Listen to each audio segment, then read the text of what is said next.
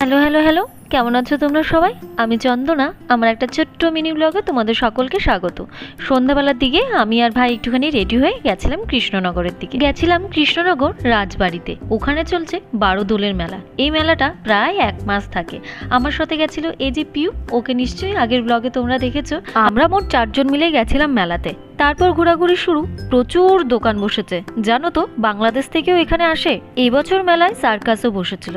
আমাদের সঙ্গে গেছিল এই যে মিমি, ওকে আগের ব্লগেও দেখেছো। ও একটা ব্যাগ নেবে বলে অনেক ঘোরাঘুরি করছিলাম, কিন্তু এতটাই ভিড়, যেহেতু আমরা রবিবার গেছিলাম, রবিবার মানে ছুটি, আর ছুটির দিনে তো ভিড় হবেই। এই গরমের মধ্যে আইসক্রিম সব থেকে বেস্ট হচ্ছে খাবার। অনেক ঘোরাঘুরির পর টুকিটাকি কয়েকটা জিনিস খুঁজছিলাম, যে কয়েকটা জিনিস ভালো লেগেছিল নিয়েছিলাম।